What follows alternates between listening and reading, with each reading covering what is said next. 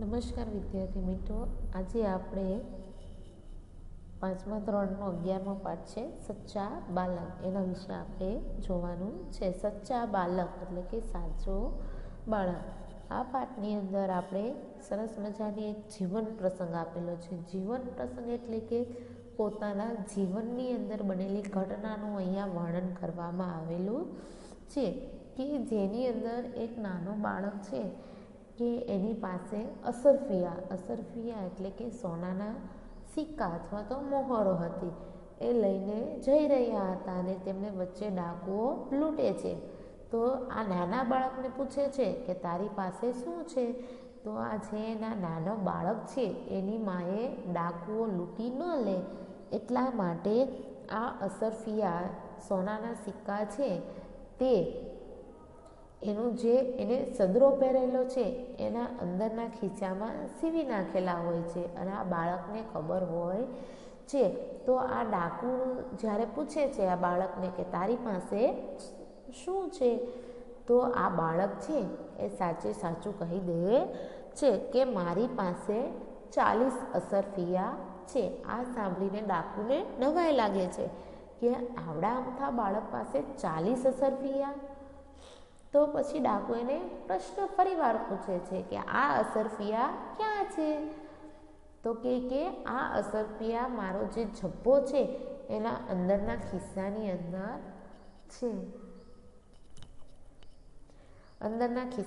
અંદર છે.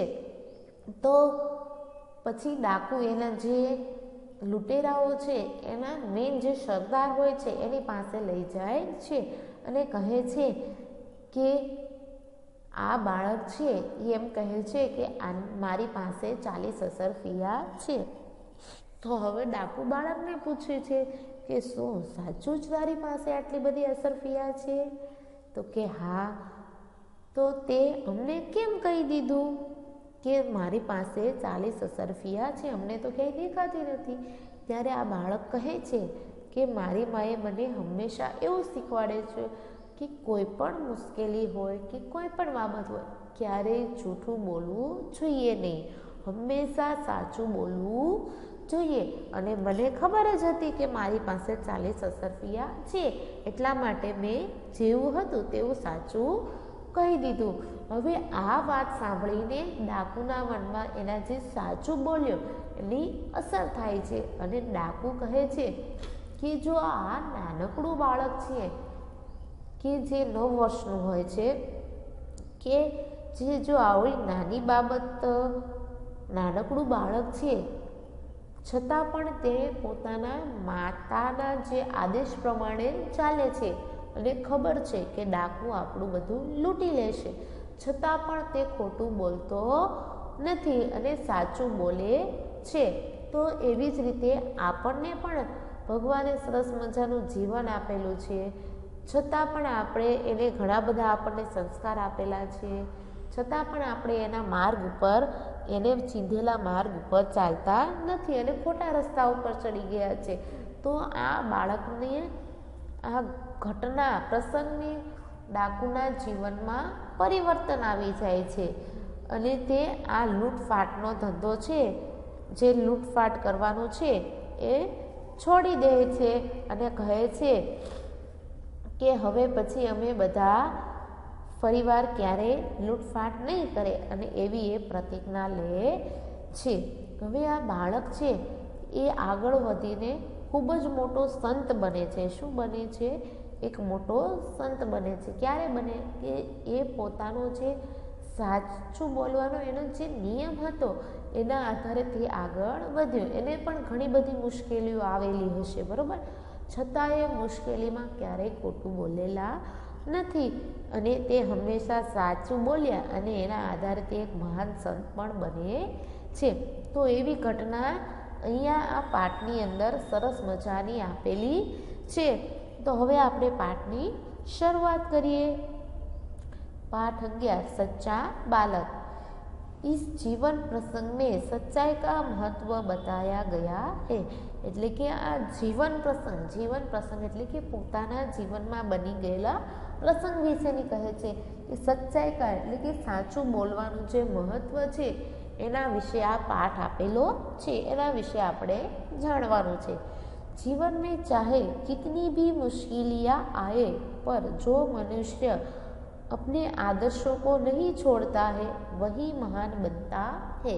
અહીંયા જો સરસ મજાનું વાક્ય આપેલું છે કે જીવન મેં ચાહે એટલે કે જીવનની અંદર કિતની ભી મુશ્કેલીઓ આવે એટલે કે ગમે એવી મુશ્કેલીઓ આવે, મનુષ્યએ પોતાના આદર્શ એટલે કે પોતાના જે નિયમ બનાવેલા હોય એને ક્યારેય છોડવા જોઈએ નહીં, અને એ નિયમ પ્રમાણે આગળ ચાલે તો જ તે મહાન બની શકે છે।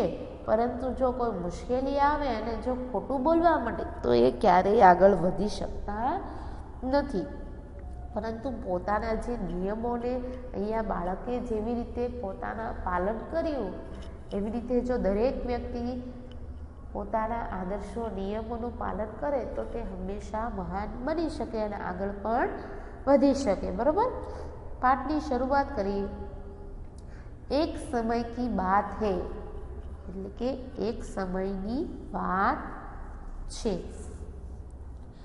एक लंबा काफिला बगदाद की ओर जा रहा था। एक लंबा એટલે કે લાંબો, કાફિલા એટલે કે યાત્રીઓ કા સમૂહ એટલે કે જે લોકો જઈ રહ્યા હતા એનું ટોળું। બગદાદ એટલે કે એક નામ છે, બરોબર ને। બગદાદ કી ઓર તરફ જઈ રહ્યો હતો એટલે કે એક મોટો કાફલો બગદાદ તરફ જઈ રહ્યો હતો। रास्ते में उस पर डाकू टूट पड़े और लूट मार करने लगे। रास्ते में એટલે કે રસ્તામાં, उस पर એટલે કે તેના ઉપર, डाकू टूट पड़े એટલે કે તૂટી પડ્યા। અહીંયા તમને રૂઢિપ્રયોગ પણ પૂછાશે। તૂટ પડના એટલે કે હમલા કર દેના એટલે કે રસ્તામાં તેમના ઉપર ડાકુ તૂટી પડ્યા અને લૂંટમાર કરને લગે એટલે કે લૂંટમાર એટલે કે લૂંટફાટ કરવા लाग्या। उस काफिले में एक 9 वर्ष का बालक था એટલે કે તે કાફલા એટલે કે તે યાત્રીના સમૂહમાં એક 9 વર્ષ का એટલે કે 9 વર્ષનો બાળક હતો। वह एक और चुपचाप खड़ा रहकर इस लूटमार को देख रहा था એટલે કે તે એક ઓર એટલે કે એક બાજુએ ચૂપચાપ ખડા રહકર એટલે કે ચૂપચાપ ખડા એટલે કે ઊભો રહીને આ લૂંટફાટ દેખ રહા થા એટલે કે જોઈ રહ્યો હતો। એટલે કે તે એક બાજુ ઊભો રહીને આ જે ડાકુઓ લૂંટમાર કરી રહ્યા હતા તે જોઈ રહ્યા। एक डाकू की नज़र उस लड़के पर पड़ी એટલે કે એક ડાકુની નજર તે છોકરા ઉપર પડી। लड़के के पास आकर वह डाकू ककड़ कर बोला, तेरे पास भी कुछ है। હવે જો લડકે કે પાસ એટલે કે છોકરાની પાસે આવીને ડાકુ કકડ કર બોલા રૂઢિપ્રયોગ છે। કઠોરતાથી બોલવું અથવા તો કઠોરતા સે બોલના। કકડ કર બોલના એટલે કે શું થશે? કઠોરતા સે બોલના એટલે કે આમ ગુસ્સામાં કઠોરતાથી બોલે છે કે તારી પાસે પણ કંઈક છે। લડકા મેરે પાસ 40 અસરફિયા હે એટલે છોકરો શું કહે છે? મારી પાસે 40 અસરફિયા એટલે હમણાં જ વાત કરી કે સોનાના સિક્કા છે। डाकू चकित होकर क्या कहा, तेरे पास 40 અસરફિયા है। डाकू तो आम चकित थई जाए, आश्चर्यचकित थई जाए छे। શું કહે છે? क्या कहा એટલે કે શું કહ્યું? તારી પાસે 40 સોના મહોર છે। કારણ કે કોઈ પણ આ 9 વર્ષનો બાળક અને 40 સોનાના સિક્કા એટલે કોઈના માનવામાં ન આવે ને, એટલા માટે અહીંયા ડાકુ આશ્ચર્ય થઈ જાય છે કે શું તારી પાસે 40 સોનાના સિક્કા છે? લડકા જી હા એટલે છોકરો શું કહે છે કે હા જી હા મારી પાસે છે। डाकू लड़के को हाथ पकड़कर सरदार के पास ले गया એટલે કે ડાકુ લડકે કા હાથ પકડ એટલે કે છોકરાનો હાથ પકડીને સરદારની પાસે લઈ ગયા, એટલે કે ડાકુનો જે મેન સરદાર હોય એની પાસે લઈ ગયા. उसने अपने सरदार से कहा यह लड़का अपने पास 40 असरफिया बताता है, એટલે કે હવે જે ઓલો ડાકુ છે એના સરદારને શું કહે છે? યહ લડકા એટલે કે આ છોકરો અપને પાસ એટલે કે પોતાની પાસે 40 असरफिया बताता है એટલે કે 40 સોના મહોર છે એમ કહે છે. ફરીવાર उसने अपने सरदार से कहा यह लड़का अपने पास 40 असरफिया बताता है એટલે કે આ છોકરો કહે છે, સરદારને કહ્યું આ છોકરો પોતાની પાસે 40 સોના મહોર છે એમ કહે છે. સરદાર લડકે સે તેરી असरफिया कहाँ है એટલે કે હવે સરદાર છોકરાને પૂછે છે કે તારી સોના મહોર ક્યાં છે એવો પ્રશ્ન કરે છે.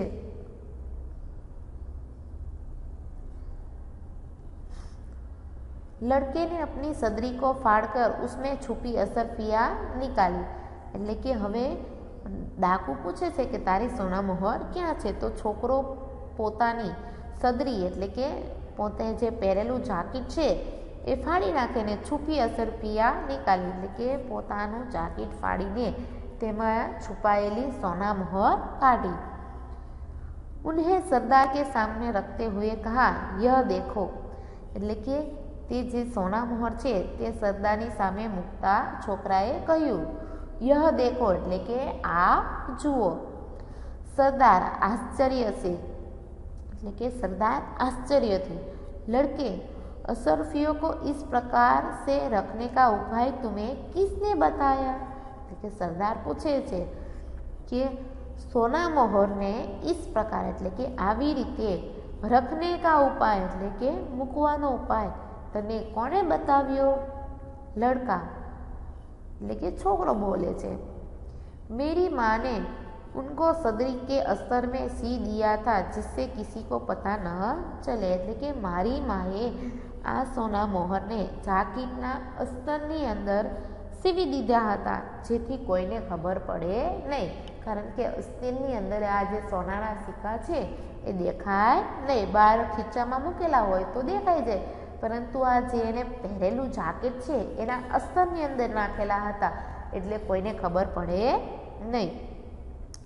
सरदार तो तूने असरफियों का पता हमें क्यों बता दिया એટલે હવે સરદાર ફરીવાર પ્રશ્ન કરે છે તો તે તારી માએ તને છુપાવીને રાખી હતી એ તને ખબર છે, તો તે આ સોના મહોરની જાણ અમને શા માટે કરી? હમે ક્यों बता दिया એટલે કે અમને શા માટે કરી? સરદાર લડકા મેં झूठ कैसे बोलता એટલે છોકરો શું કહે છે કે હું ખોટું કેવી રીતે બોલું?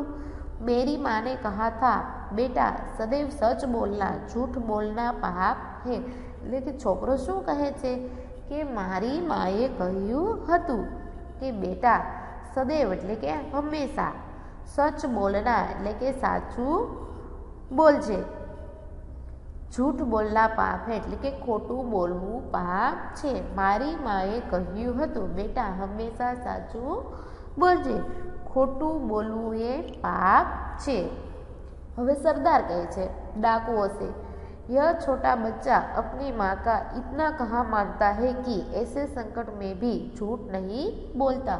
હવે બીજા ડાકુનો જે સરદાર છે એ ડાકુને શું કહે છે કે યહ છોટા બચ્ચા એટલે કે આ નાનકડો છોકરો પોતાની માનું કહ્યું એટલું માને છે કે એસે સંકટ મેં બી એટલે કે આવા સંકટમાં પણ झूठ નહીં બોલતા એટલે કે ખોટું બોલતો નથી.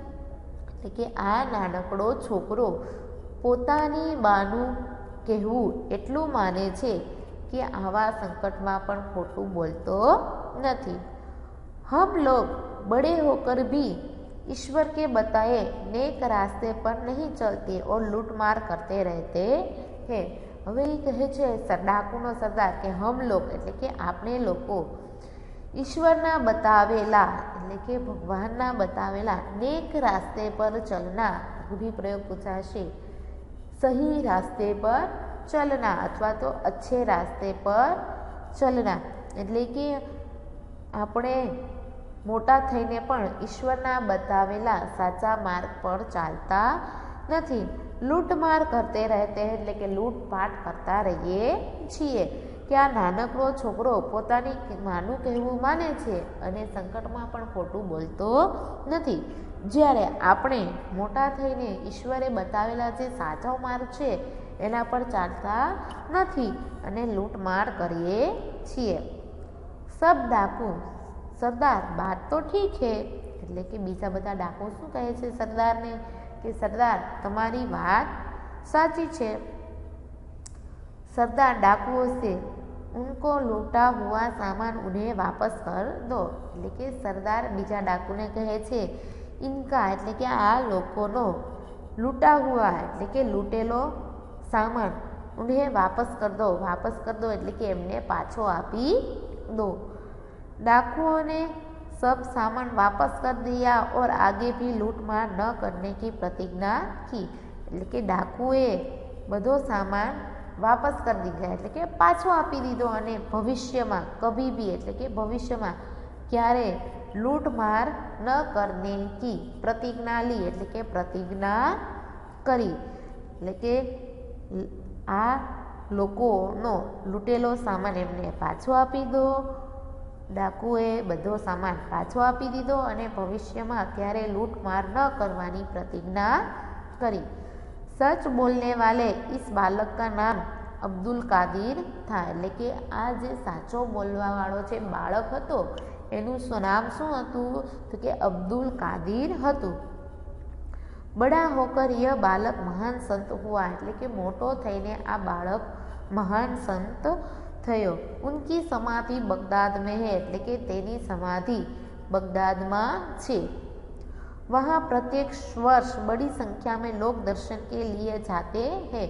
प्रत्येक वर्ष એટલે કે દર વર્ષે બડી સંખ્યામાં એટલે કે મોટી સંખ્યામાં લોક દર્શન કે લીએ એટલે કે લોકો દર્શન કરવા માટે જાય છે. તો અહીંયા એમ કહે છે આ પાઠની અંદર કે આ જે સાચું બોલવાવાળો બાળક છે એનું નામ છે અબ્દુલ કાદિર અને મોટો થઈને એક આ મહાન સંત બને છે.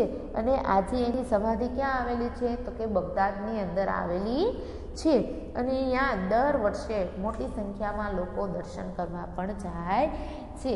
તો આ સરસ મજાનો એક નાનકડો જે જીવન પ્રસંગ હતો એનામાંથી આપણે શું જાણવા મળ્યું કે આપણે ગમે તેવી પરિસ્થિતિઓ આવે છતાં પણ ક્યારેય ખોટું બોલવું જોઈએ નહીં અને હંમેશા સત્યની જીત થાય છે. મુશ્કેલીઓ આવશે સત્ય બોલવા સમયે પણ એ મુશ્કેલીઓનો આપણે સામનો કરવાનો છે. અને આ જે ડાકુ જેવા ડાકુ છે આ નાનકડા બાળકમાંથી પ્રેરણા લઈને એના જીવનમાં પણ એક પરિવર્તન ડાકુને જે લૂંટમાર કરવાનું હતું એ છોડી દઈને તે સાચા માર્ગે ચાલવા લૂંટમાર છોડી દીધી અને સાચો માર્ગ એને પણ અપનાવી લીધો. બરાબર, તો અહીંયા આ પાઠ પૂર્ણ થાય છે. અસ્તુ.